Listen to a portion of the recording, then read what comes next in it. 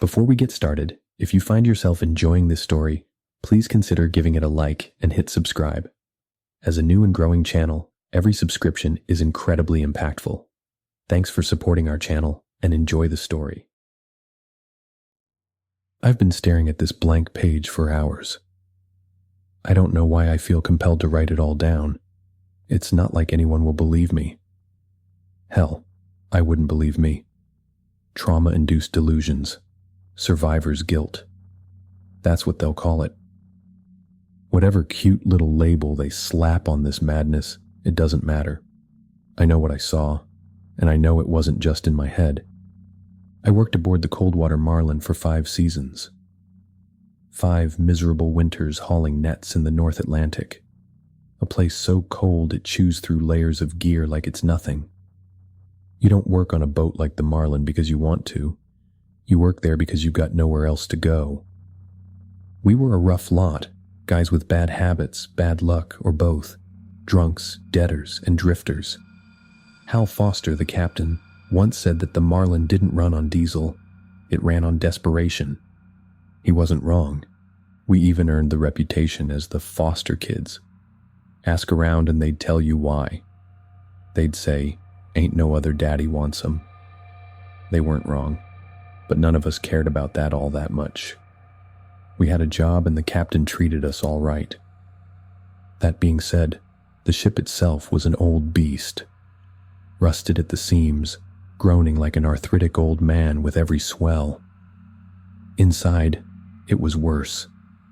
The walls were streaked with salt and grease, and the air smelled like rotting fish and diesel fumes. Everything felt damp, like the ocean had already started claiming her. Looking back, maybe it had. We'd pushed farther north than usual on that trip, chasing rumors of a dense shoal that would make the cold and misery worth it. Hal was restless this go-round. He spent his time chain-smoking in his cabin and muttering over the charts. Something about this run felt off, but we ignored it. You should never ignore it. The nights heading up there were the worst. Out in the open sea, the darkness comes alive. The sea whispers and howls, and the cold seems to rub up against you, searching for cracks to slip through. And sometimes, if you stare out at the dark water too long, you start seeing shapes.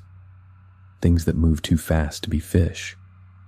I always told myself it was just exhaustion. You end up telling yourself a lot of things out there.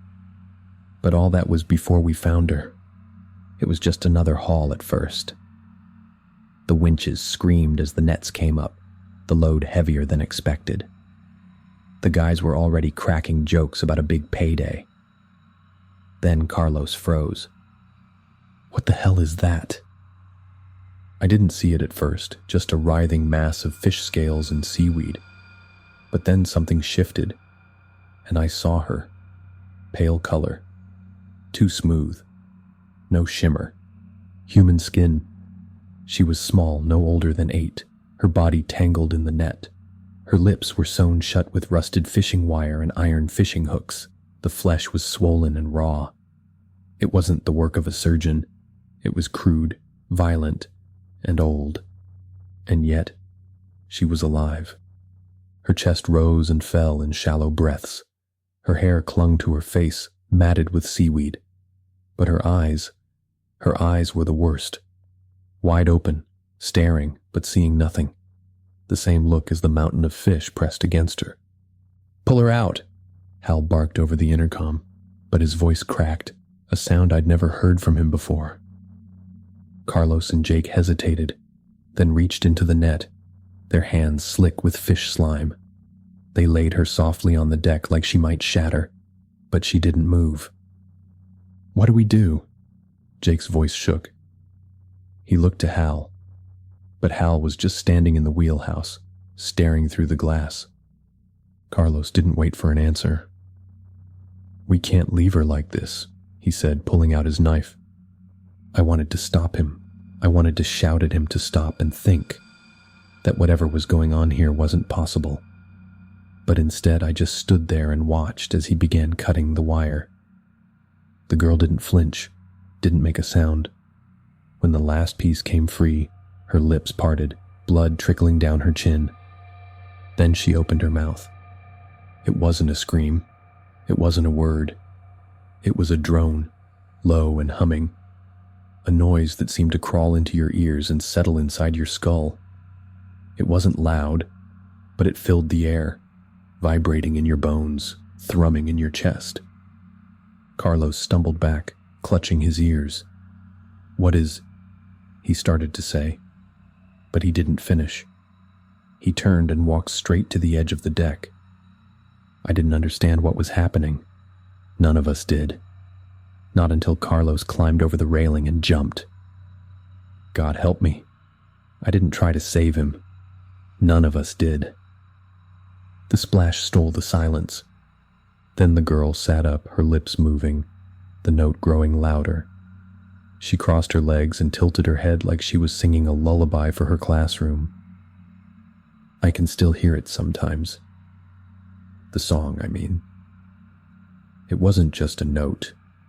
It was something profound. Something that scratched its way into your brain and dug its claws in. The memories are coming back like a flood now, overwhelming me, choking me with details and visions. I can't write this fast enough. Fuck, I wish we just tossed her back. Sorry. This is hard to write. I'll keep going. So, Carlos was the first to go. But he wasn't the last. After he jumped, we just stood there dumbstruck, staring at the dark water where he disappeared. It was Will who broke the silence, running to the edge, shouting, "Carlos!" His voice was raw. He bolted to the railing, leaning so far over I thought he'd fall too. "Carlos, get back to the surface. We'll toss a line." He scouted over the railing, scanning the waves, but there was nothing, no sign of him, no thrashing, nothing but the endless churn of the sea. The girl didn't move. She just sat there on the deck, dripping wet, her head tilted slightly to one side like she was listening to something in her ear. Her lips were moving, but that song, God, that song. It wasn't just in the air, it was in us, oscillating our teeth, buzzing behind our eyes. "Shut her up," Hal's voice cracked over the intercom. He was still in the wheelhouse, watching everything but not coming down. "Get her to stop." Jake was the one who went for her. Big, gruff Jake, who never flinched at anything, stomped right up to the girl. "All right, that's enough," he bellowed. He grabbed her by the shoulders, shaking her like she was a misbehaving kid. "Hey, shut it! Stop!" She didn't even look at him.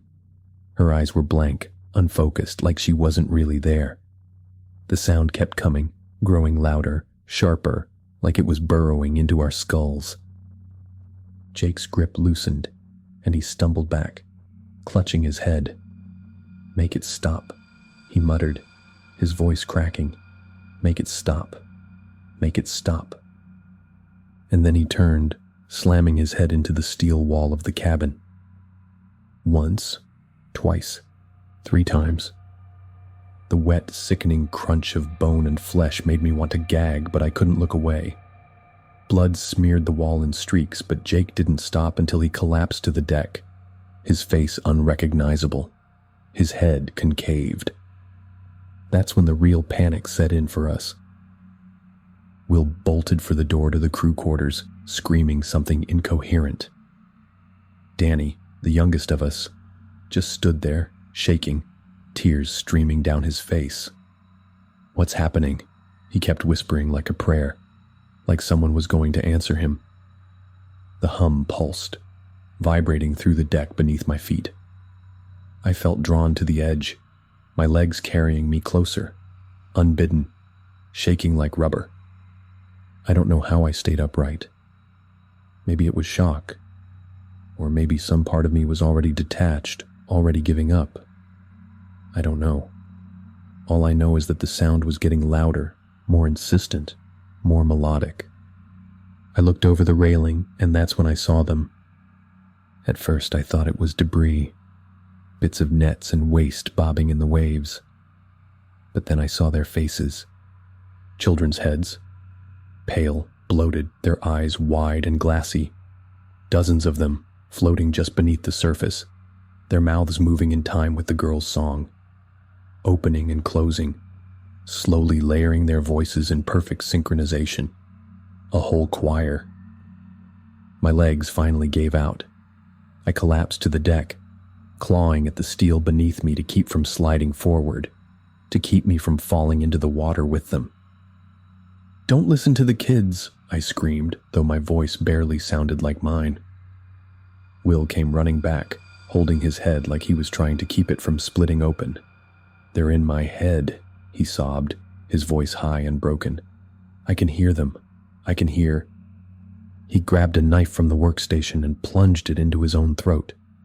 The blood sprayed in a hot, sticky arc, and he collapsed beside Jake's body, twitching as the life drained out of him. The girl finally stood up. Her movements were jerky, unnatural, almost thrashing. Her lips parted wider and the sound shifted, becoming something more rhythmic, more euphoric. It hurt to hear it, but it was beautiful. Danny went next. He just walked past me, silent, tears still streaming down his face. He slipped over Will's blood, leaving a long smear of a red boot print. He straightened himself and continued. He just kept walking. He kept walking until he climbed right over the railing and stepped off. No hesitation, no struggle. Just gone. And the ocean he fell into wasn't quiet anymore. It erupted. The following waves sounded like a spasm of exploding glass, like 1,000 fish breaking the surface all at once. Danny didn't make a sound, but the ocean was roaring. I don't remember deciding to move, but I found myself running into the cabin. I knew I needed to find something to cover my ears. The corridors of the ship felt tighter than usual, closing in on me as the chorus echoed off the steel walls. I grabbed anything I could find. Rags, duct tape, anything to stuff in my ears. I kept winding the tape over my head until my ears bled. Then I stepped back out on the deck to see if there was anyone I could help. I wish I didn't. Off near the bow of the ship, I saw 2 deckhands engaging with each other. Matt and Reynolds. Matt was standing over Ray with a wrench in his hand. He swung down. The crack was a sickeningly wet thud, almost hollow. I watched as Matt raised the wrench again. Another twist of his wrist brought the metal tool down again and again and again, until the wrench was hitting more deck than bone. I couldn't hear him, but it looked like Matt was screaming. I turned and darted back towards the stern. I found Stanley and Greg huddled together near the entrance to the wheelhouse. They'd stuffed their ears too, and we shared a look that didn't need words. I pointed to the door asking them to open it. They shook their heads. Stanley motioned towards the observation window above us. It was painted red.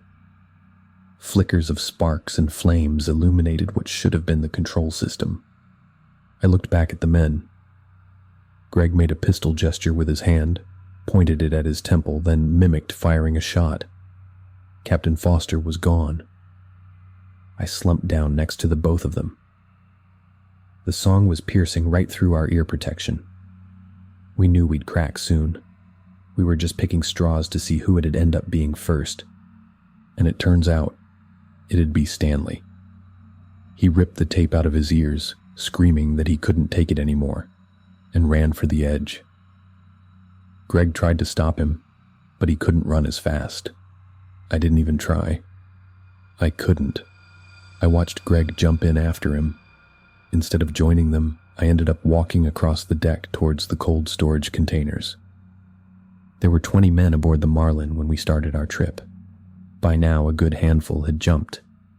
But the ones still aboard, the ones that I could see, were little more than rapidly freezing masses of meat plastered against cold steel. Matt was also missing from the last place I saw him. Ray was too, though chunks of Ray were stuck to the railing, thrown overboard like a feed bucket. As I walked past the open door to the lower levels, I could vaguely hear the girl's melody echo out through my ear protection. I wondered if Matt went down there with her, or if there were half a dozen other Matts brutalizing each other in those cramped corridors. I didn't want to envision what was going on down there, but I did. I ended up barricading myself in one of the shipping containers. I don't know how long I stayed there for. Days, weeks. Time lost all meaning.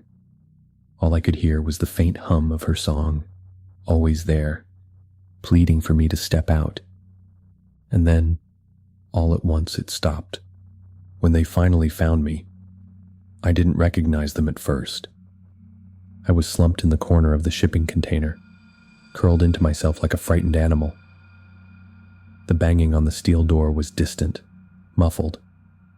For a moment, I thought it was her, that she'd come back, that the song would start again and drag me down like it had the others.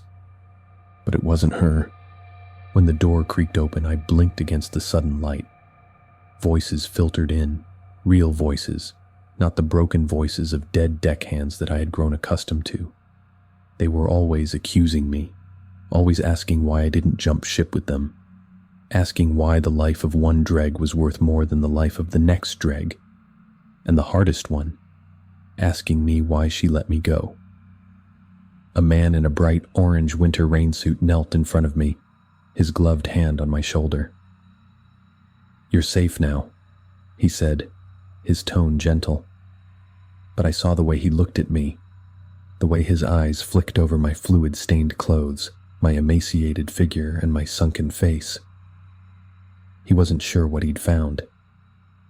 They pulled me out of the container and onto their vessel, the Arctic Dawn. The air was frigid, the sky overcast, the sea a vast gray expanse stretching toward the horizon. I watched as the Coldwater Marlin was drifting silently behind us, its once busy deck now lifeless and slick with frozen blood. I didn't say much at first. I couldn't. My throat was raw, my mind a fractured mess. They gave me blankets, water, and something hot to drink. I remember the captain, a middle-aged man with a beaten-down face and kind eyes, asking me questions. What happened? Where was my crew? How long had I been out there? I couldn't answer. How do you explain something like this? How do you tell someone that the ocean swallowed 20 men because of a little girl with sewn-shut lips? Eventually, they stopped asking. Maybe they thought I was in shock. Maybe they just didn't want to know. As the hours passed, I started to piece together fragments of what they told me. The Marlin had been spotted drifting aimlessly, its radio silent, its engines dead. The crew of the Arctic Dawn boarded her, expecting to find mechanical trouble or a stranded crew. Instead, they found nothing. Just blood on the deck, some personal belongings scattered in the cabins, and me, locked in that container. No bodies, no signs of struggle beyond the blood. Eventually I tried to tell them about her. The girl, the song, the heads in the water. But the words sounded ridiculous even to me. The captain listened quietly, his expression unreadable, but I could see the doubt creeping into his eyes. That night, after I said my piece, I sat alone in the galley. I overheard the other crewmates talking. They didn't know I could hear them. "Maybe he snapped," one of them said. "Killed the others and lost it." "Doesn't explain the blood," another replied. "There's too much of it for just one man. No way one man can cause that type of mess." "Could have been pirates," someone else suggested, but the words hung in the air, hollow. Pirates don't leave a ship untouched, and if someone goes missing, there'd be a ransom already in the works. When the captain walked in, the conversation stopped. He looked at me and nodded, but his expression said everything. I tried to sleep that night, but every time I closed my eyes, I saw their faces. Carlos stepping off the deck, Jake's skull caving in against the wall, Danny's vacant stare as he walked into the sea. And her, always her. That blank expression, those dark, unblinking eyes. In the early hours of the morning, I heard it again. Faint, almost imperceptible, like a hum carried on the wind. I bolted upright, my heart hammering in my chest. I ran to the deck, desperate to convince myself it wasn't real. The ocean was still, eerily calm under the gray light of dawn. But I saw something, a ripple, a flicker of movement just beneath the surface. And then they appeared.